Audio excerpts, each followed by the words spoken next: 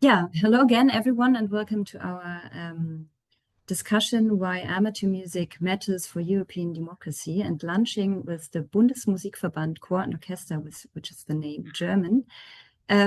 Across Europe, millions of people sing in choirs, play in bands, orchestras, and ensembles, not for fame or money, but for joy and connection, and most of all, for participation.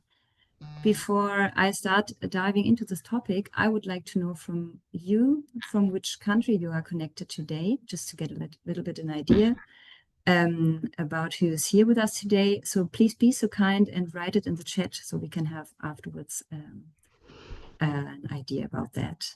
Thank you.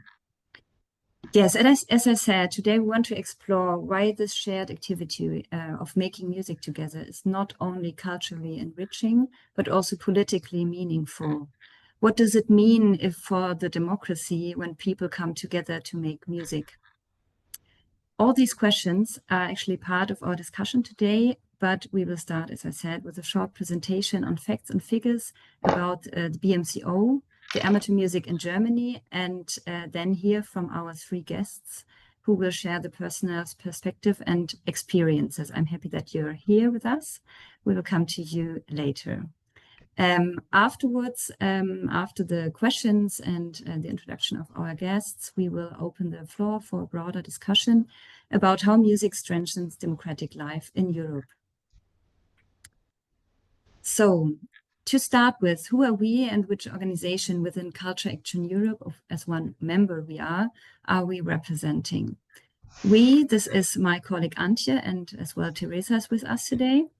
We are working at the Federal Music Association of Choirs and Orchestra, which is in short in German, the BMCO, which is the national umbrella organization for amateur music in Germany. And it unites 21 national choir and orchestra associations representing over 100,000 ensembles and millions of amateur musicians across the country. These are organized in accordion orchestras, for example, secular and church choirs, symphony orchestras, or brass or plucked string orchestras. The organization, as it is of today, was founded in 2019, but has a longer history dating back to the 1950s. And it serves as the central voice of Germany's amateur music scene in dialogue with politics, the society, and the public. You can see in this picture how we, the BMCO, strengthen the interest of amateur music at the political and the cultural level while providing services, funding programs, and expertise for our member organizations. You can see on the right side of the picture all our members there. We are connected with other music federations and other organizations with, for example, focuses on cultural education or well-being, or voluntary work. You can see them on the left side of the picture. And we do this on a national and on an international level, as we are a member of Amateo and Culture Action Europe on this level. By fostering choirs, orchestras, and ensembles of all ages and backgrounds, we as BMCO contribute to cultural diversity, social cohesion, and a vibrant community life in Germany and beyond. And we ask us the following question. So why does amateur music matter? And why does it matter for Europe's democracy? And who is the BMCO to judge that? So in order to find out which impact amateur music has in general, we conducted a study 4 years ago, and now this year the second edition came out, and it was a big study conducted with several partners in Germany. The study is called Amateurmusizieren in Deutschland, and it was conducted with the Einsbach Institute and the German Music Council. And we had over 1,006 respondents who asked several questions about how they got into music and why do they do the music they do. So what did we find out? Amateur music is really relevant for democracy because, in fact, simply put, because there are so many of us. You know, over 3 million people in Germany make music, And they played music in their leisure time. So that's 2 million more than 4 years ago when we first conducted this study. Makes over 8.3 million people aged 16 and older play music at least once a week. So amateur music, we can say, is played across all ages and social groups. It's one of the country's largest cultural music besides cultural movements besides sport. So that's why one fact, amateur music is very relevant for democracy. Emilia, please, would you turn over? Why else is it relevant? Well, we provide access to music, so giving people the way into cultural participation and creating common space, which is very important for democracy.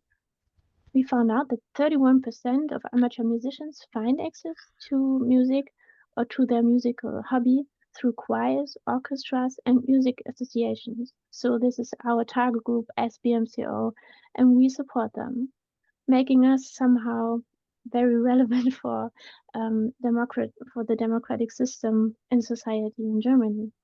It puts amateur music ensembles in the second place among access routes to culture, after maybe schools or other public spaces. So amateur music needs access. Also, we found out that amateur music promotes voluntary work. You see, 1/3 of amateur musicians take on voluntary roles in choirs, orchestras, or associations, and therewith contributed to Germany's vibrant civil society. And besides that, they engage for the community.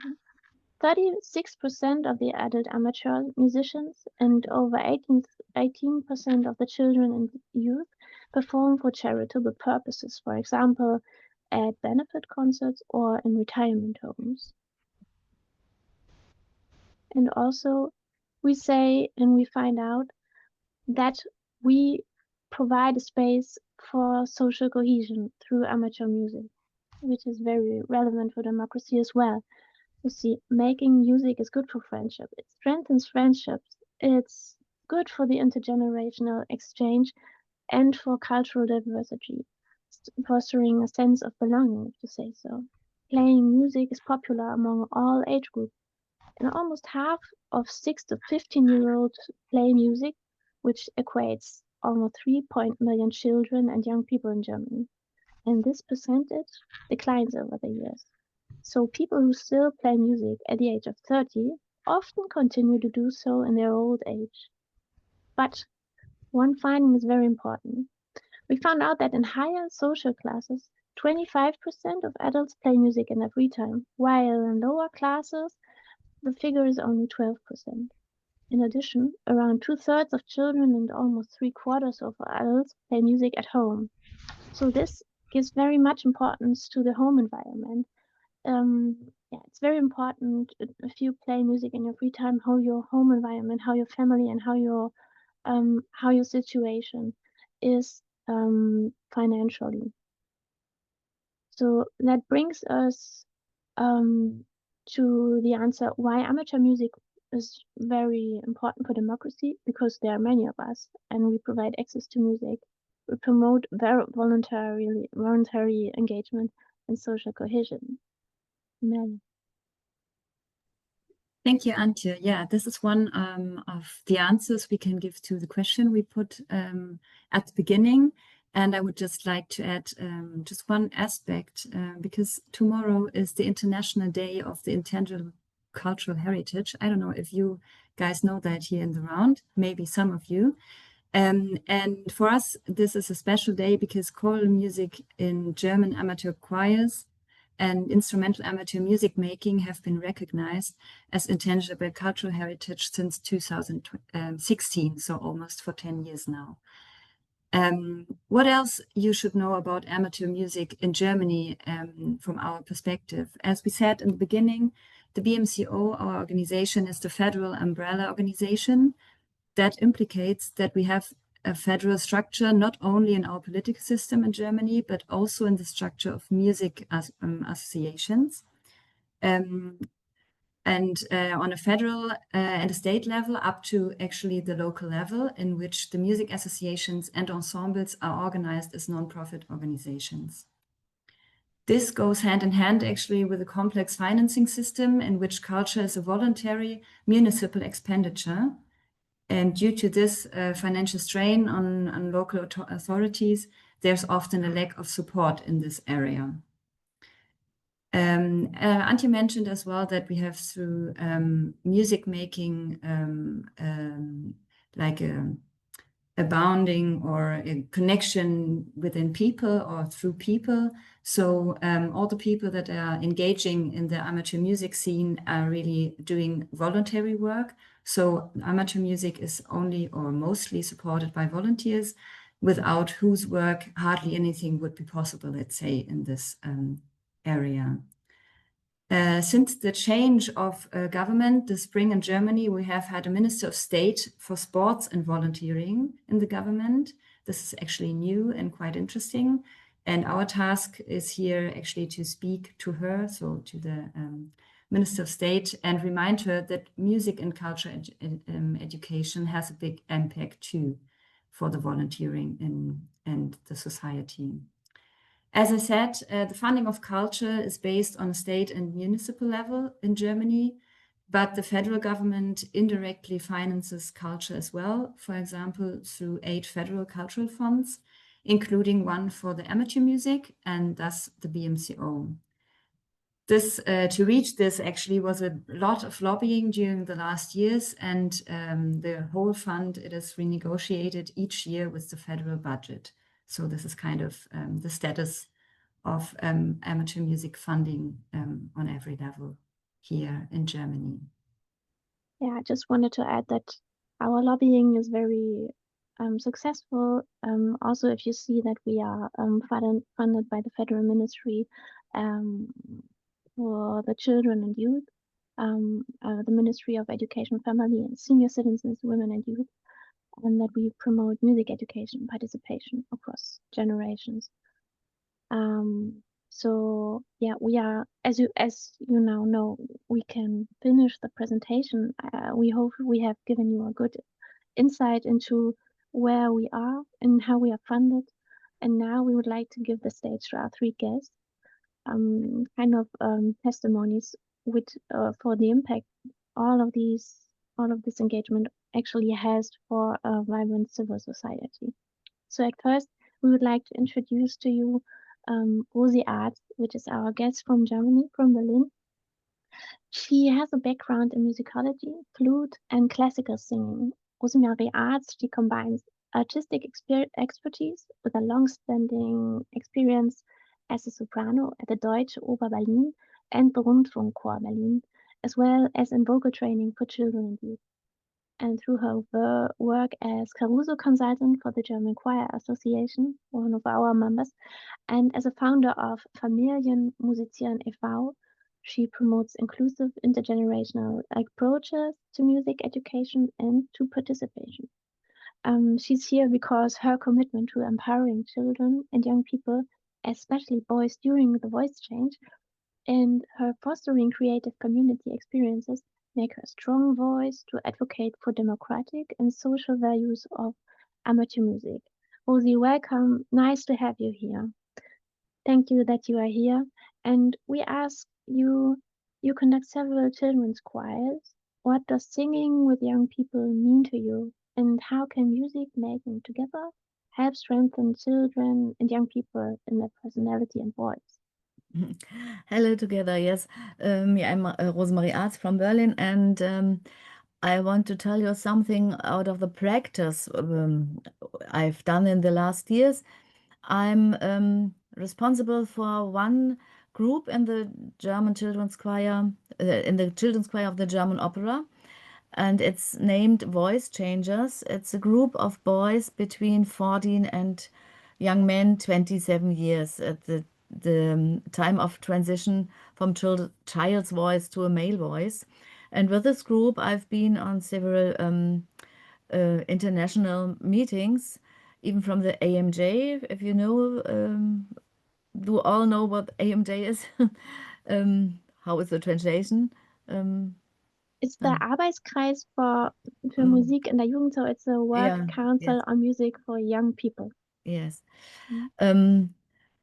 I've done a lot of visits with them. I've been in an international, um, moment, please. They met many singers and singing friends, especially their peers from various European countries. Together, they were divided into workshops there, rehearsed now new choral pieces under international choir directors and presented them in final concerts. And um, through this collaborative development of new works and the shared concerts, the singers also got to know each other better. And during breaks, they chatted, played, and also on, and developed a great deal of mutual sympathy, a very important point. Friendships developed that transcended the singing, even the singing and the whole event. This gave rise to the desire to meet again. And sometimes even in Germany, the goal of visiting each other, making music together, and maintaining connections through encounters emerged quite naturally in our case. Motivation was high. Incidentally, the motivation to attend choir rehearsals regularly was high too. But so was the willingness to contribute to the organization. Teams were formed from choir director and choir members. Work areas were developed and assigned, and so on. Organizing an international choir exchange is usually a complex process. Questions arise: do the choir members do want it? Do consider it worthwhile, and so on? At least, what are the benefits for the ensemble? I will tell you what we have actually done. Here are a few practical examples from our recent in the last years. We became friends with the Giovanni Cantori di Torino choir at the Youth Chamber Choir Festival of Usedom in 2022. This led to a visit by our entire young choir of the Children's Choir of the German Opera 60 Singers to Turin in May 2024. And then they come to us in April 25, and we had a wonderful concert together in the Kaiser Wilhelm Memorial Church in Berlin. And the whole time, all have, or many of them had personal context, continued through this time, and lasting friendships were formed. We met again at Youth Chamber Choir Festival in Usedom in 2024 and in AMJ Euro meeting. We had concerts together, and then we met another choir, a well-run choir from Antwerp, and there is planned a weekend together in 2026.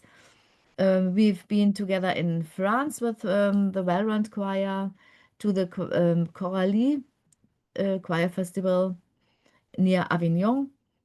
And a lot of private contact has been the whole time. That all sounds very nice, pleasant, and friendly, and it is, but it's for us and for me especially so much more.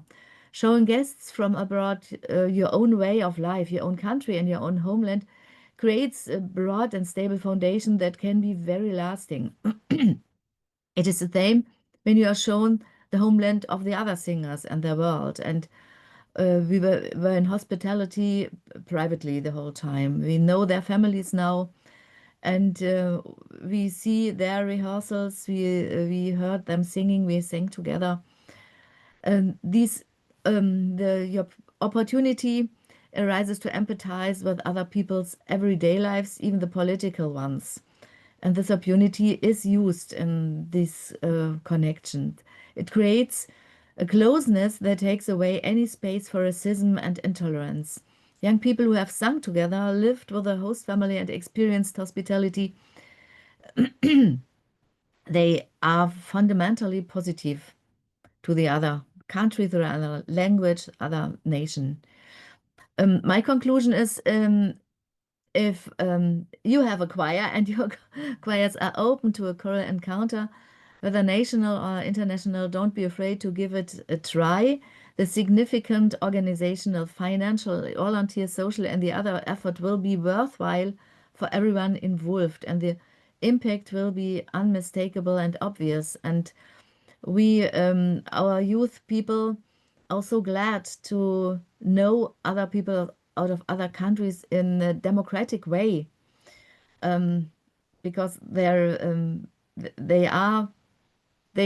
see that they belong together in this world, and it's a very, very big moment to see as a leader these art thoughts they have, this development they go in, and it's very important to do things like that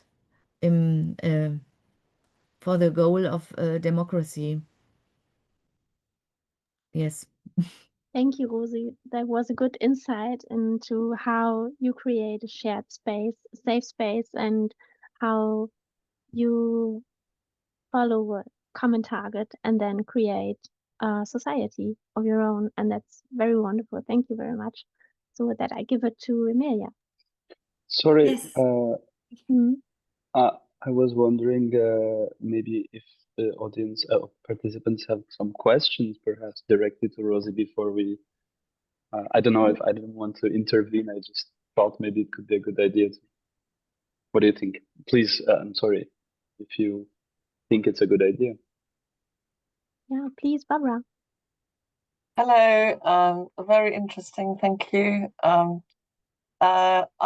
My question to Rosie is this funded work? Have all children got access to this, or only children whose parents can pay for these things? No, we always try to get them all together.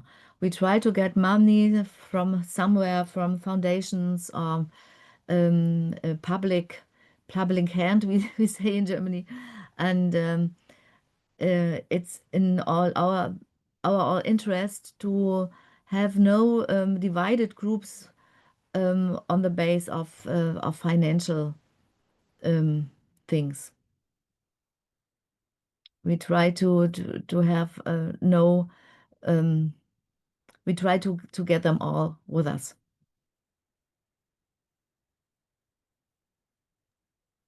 Thank you. If there are any other questions, please let us know. Dorothy? Thank you very much indeed, Rosie. I would just like to congratulate you on the work you're doing. And I love the words intergenerational and inclusive.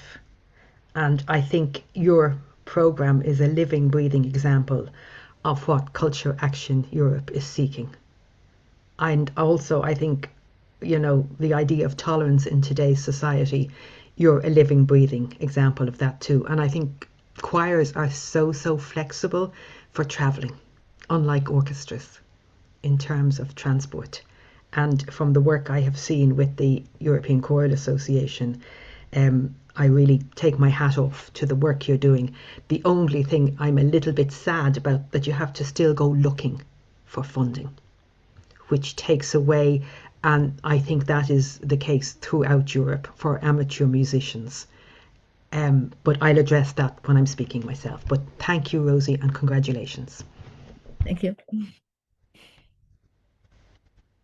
Thank you. So we just go ahead. If you just have some more questions after that, we can come back to that again. But I will now introduce our second guest. Welcome, Allin Gray. We are happy to have you here today. From Cork in Ireland, Allin Gray is Chief Executive of the Irish Association of Youth Orchestras. He holds a Bachelor of Music and Master of Arts from the Cork School of Music. As a no longer practicing guitar player, Allin is a musical pluralist, having performed classical, jazz, rock, drum and bass, and folk. And as a board member with more than 40 years cumulative experience, Allin has been a board member of the European Orchestra Federation and the International Music Council, as well as being a funding director of 2 independent arts companies. He has been involved as a volunteer in environmental groups for a number of years, including time as a director and secretary of the Cork Environmental Forum. Allin was particularly active during the pandemic, helping numerous groups start and develop their online engagement with existing and new supporters. In addition, prior to and during the pandemic, he developed projects that pushed forward the use of technology in music teaching and participation, and continues this work today. As a campaigner, Allin worked as part of the National Campaign for the Arts from 2009 until 12 and took a significant part in campaigns to save the European Union Youth Orchestra, what I think is really interesting as topic. But for you, we have one or two questions we will see for you to elaborate a bit more on your topics. Because you told us before that your main pitch at the moment tends to be about musical participation as an alternative to consumer culture.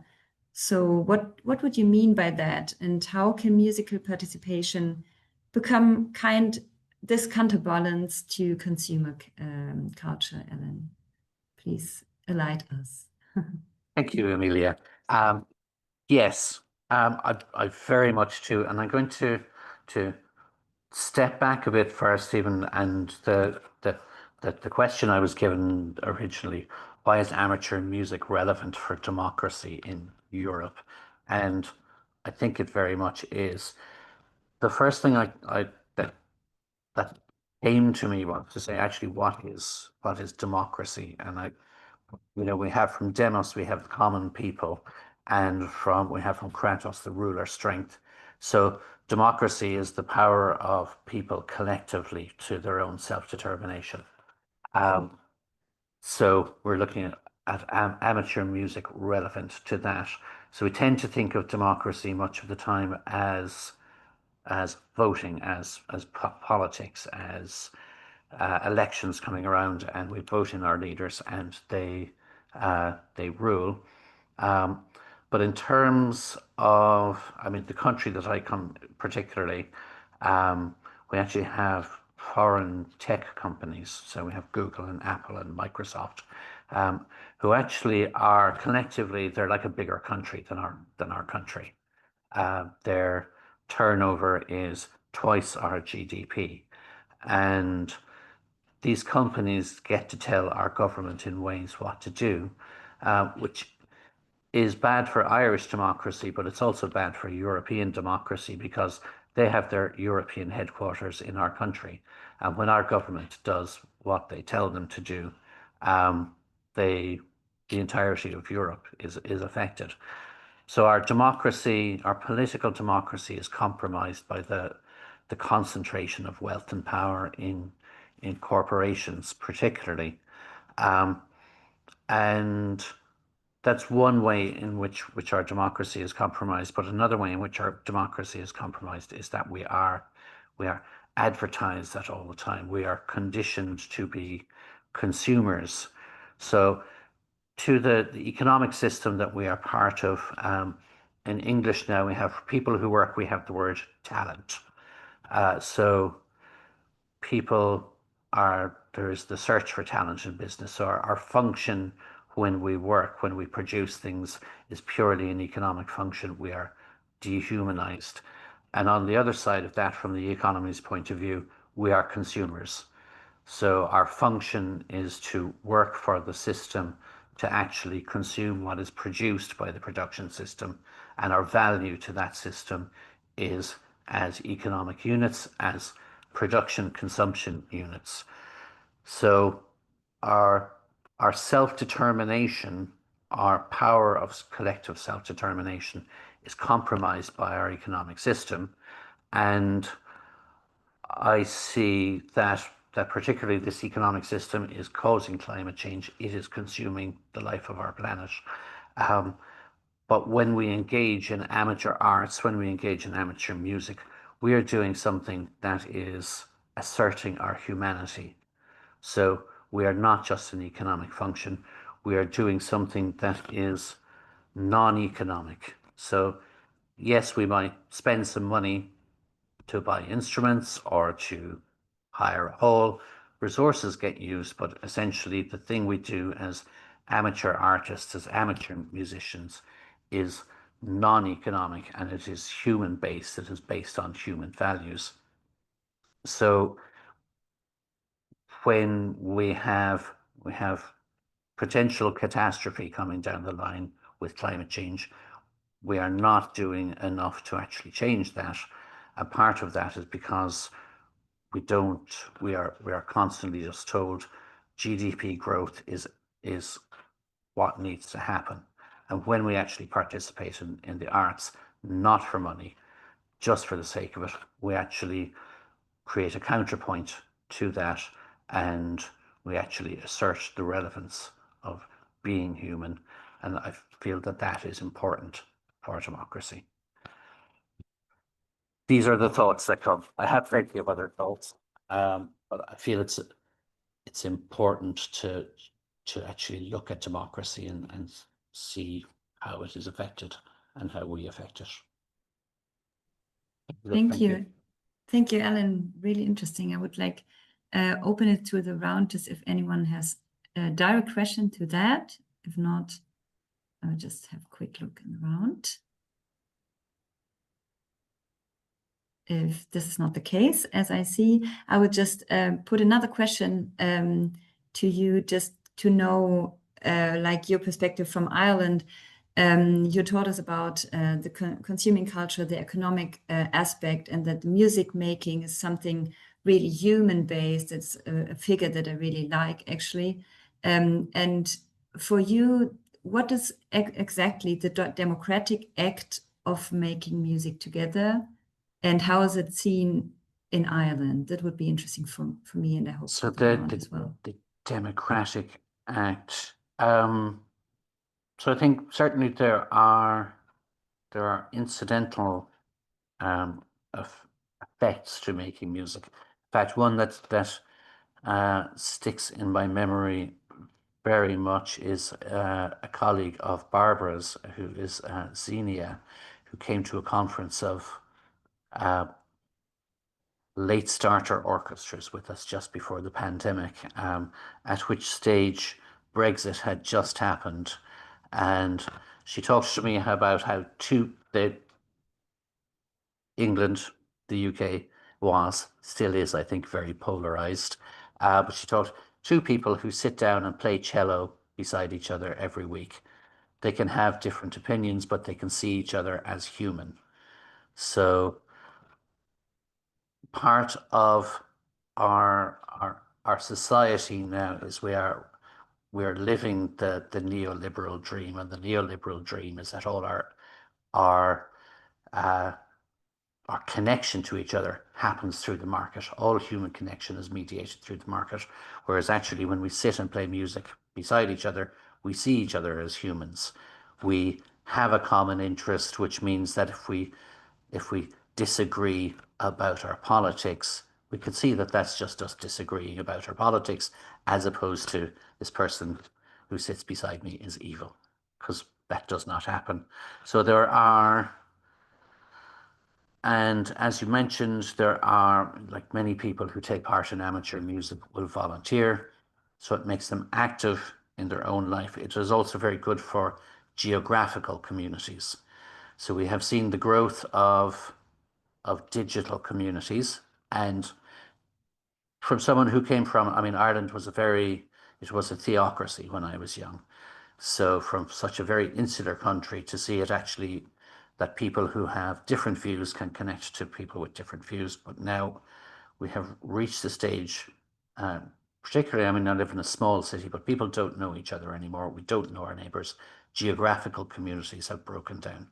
So if we engage with each other through the arts, then we start to rebuild geographical communities, which is of benefit again when people are together and they can realize they disagree, as opposed to when they are mediated through social media or other things.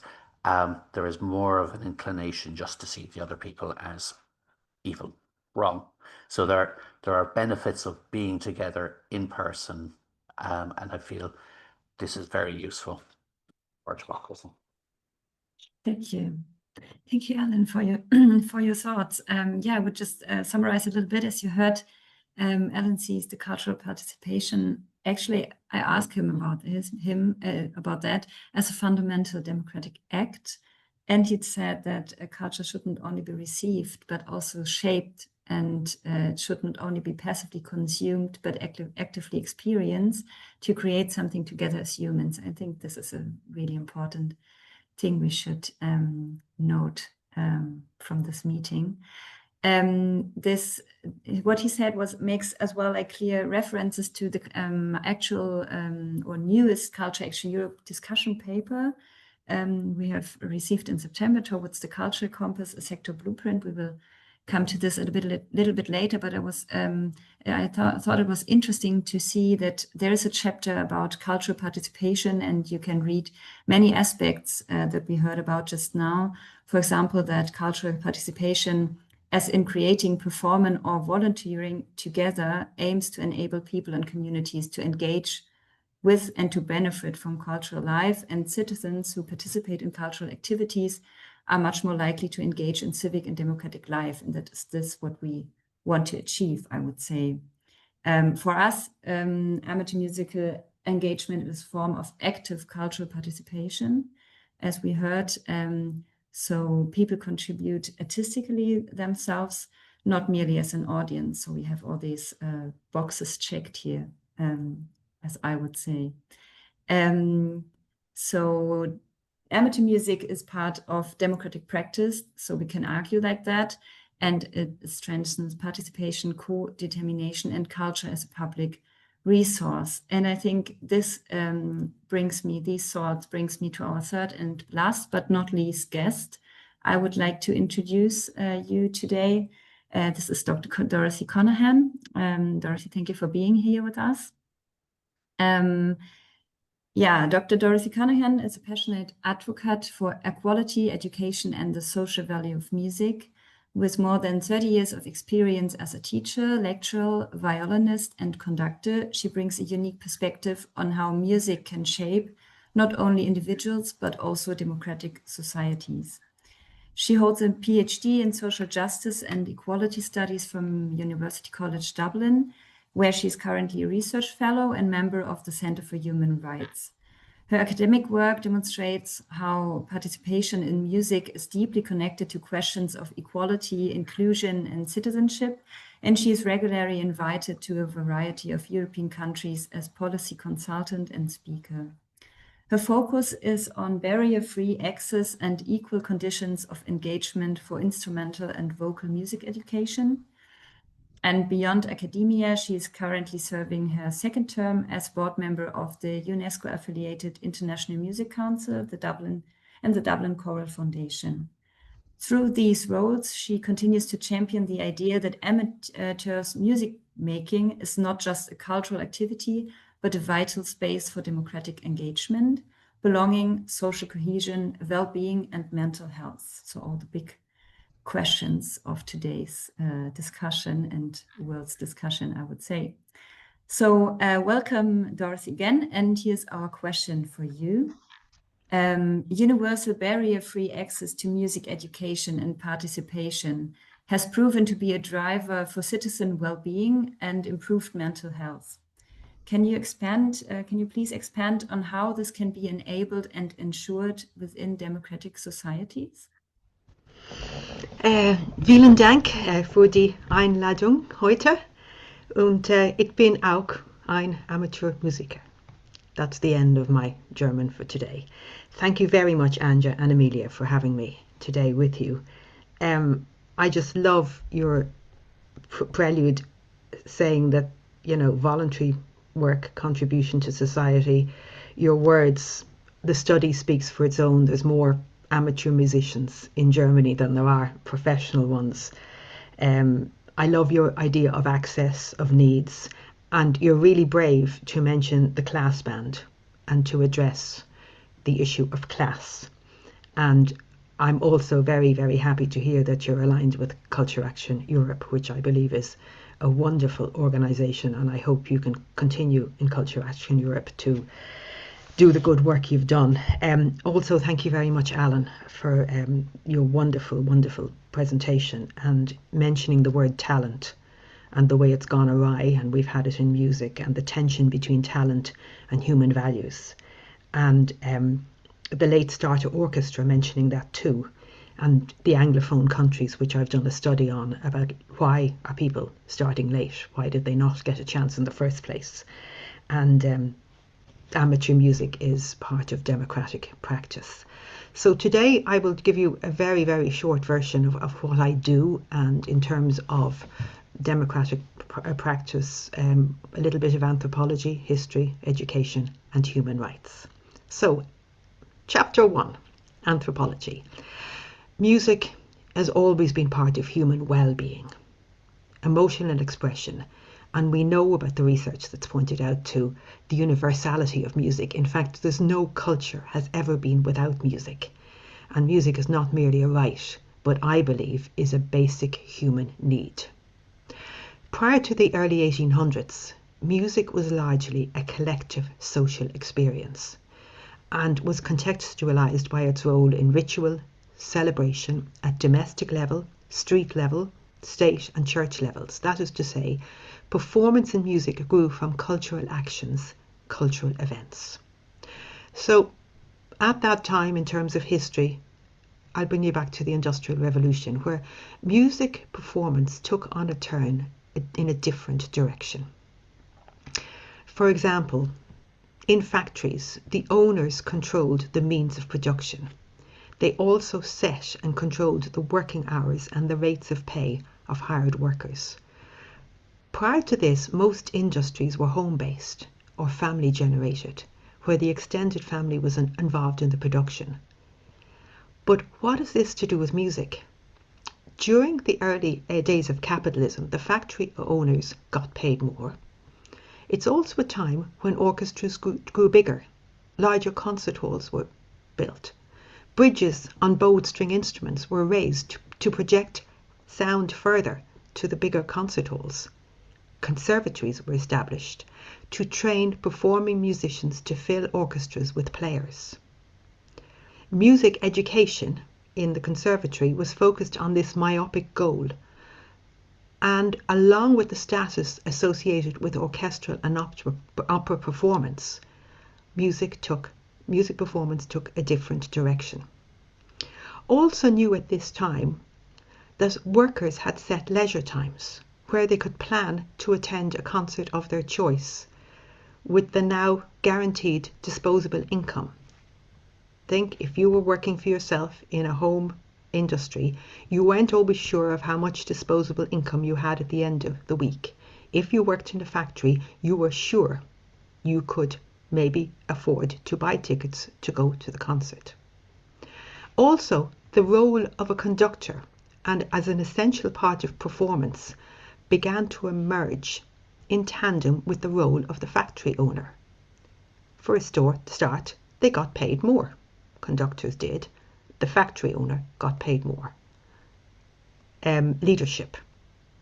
This also brought with it a divide and a status which emerged from that division, in that those attending the concerts, particularly expensive concerts, became part of the burgeoning middle class of this time.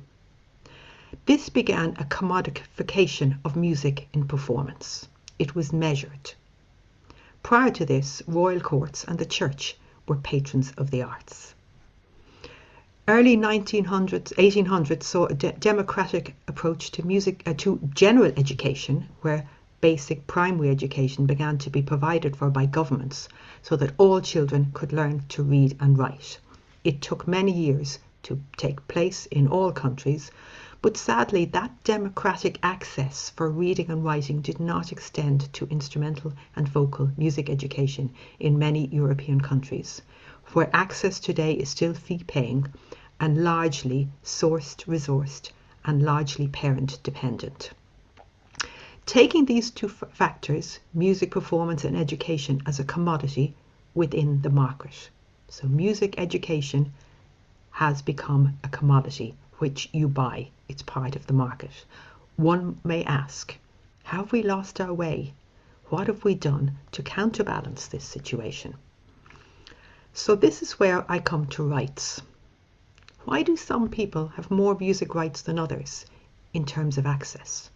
Let's look again at reading and writing. There was a time when access to basic education was not guaranteed to everybody because there was a lack of understanding that the skills needed in literate society were not needed by everyone. Now transfer the skills needed for literacy and numeracy to the expressions of emotions, which is what music does. And emotional expression is delivered by participation in music. Democracy in this context requires barrier-free access. Access so that children and young people have the skills and literacy to express themselves in the style and genre of their choice. And remember, we do not own genre. So if they have this access, if they so wish, to express at any stage of their life journey, they have a basis of musical literacy and skills to use as they wish in later life, to add to mental well-being and to emotional expression. And now I come to the 5 music rights, and I think, Emilia, I've sent you a little slide if you have the opportunity to put thank you. This is just an abbreviated version of the 5 music rights. And we talk about rights and say, well, why can't we have those rights in our country? Rights documents contain aspirational recommendations. They're often referred to as soft law. First, a country must ratify that law. Ratification means the country enters into an agreement to meet its obligations.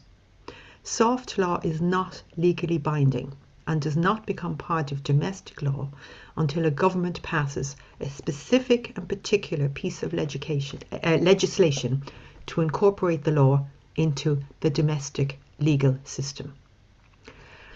The recommendations are in place for music education and performance and teaching, are contained in the 5 music rights, and they grew from the Universal Declaration of Human Rights. Because human rights architecture differs from country to country, the International Music Council, together with the European Music Council, has created guidelines for universal and democratic access and implementation of these rights.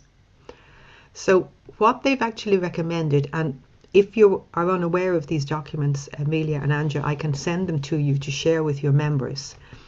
Political decision makers need to support and sustain equal and democratic access to music education for all. The recommendations also appeal that you ensure that teachers and educators are empowered, adequately recruited, well-trained, professionally qualified, motivated, and supported with well-resourced, efficient and effectively government systems and conditions of employment. Another recommendation, which is actually very pertinent today within the European, I suppose, cultural funding system, is a recommendation, is the call is made for sustainable funding to be secured at a timely distinction made between sourcing long-term structural funding and short-term project funding. And I think that sentence will ring very true to those of you who are working short-term with much project funding. So returning to the human need of music making, one may ask, have we lost our way in terms of music and its human need, its human purpose? Is the collective joy of music making being overshadowed by an individual capitalist or profit-making exercise that Allin has referred to? And to return to democracy, needs, and in this case, the need for musical expression, become rights, and all citizens must be given the capabilities to exercise these rights that contribute to well-being. This is a democratic approach. To do that, governments must invest in equipping students with skills necessary to read musical notation and the technique and capabilities to express themselves musically, regardless of genre and style. Skills that serve as tools to create a foundation for future participation and enjoyment of music generally, if they so wish. So thank you very much for listening, and I'd be delighted to take any questions that are from the floor. Thank you. Thank you. Thank you, Dorothy, very much for your speech. I would say you stressed out a lot of points where we agree like 100% that the needs that we are seeing for amateur music regarding the funding, regarding the access and everything what you said. I would just open it up for the public as you did. are there any questions directly to that, or any comments, what you experience or what your perspective is on all these topics we presented here today? It's a lot of hard, tough things, I would say, but worthwhile to discuss it.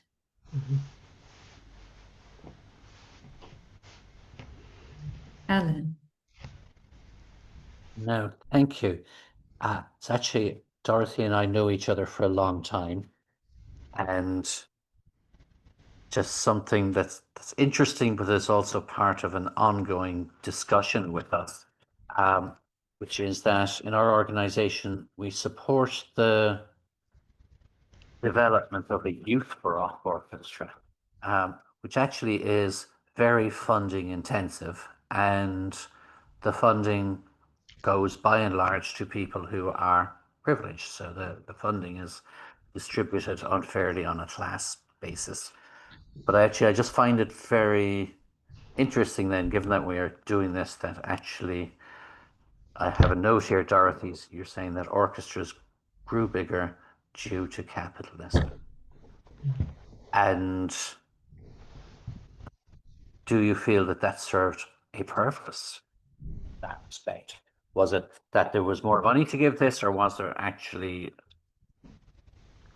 something like an interaction between the changes to society and the fact that making an orchestra bigger served some purpose? We're just Yeah, a very good interested. question. Yeah, a very good question, Alan.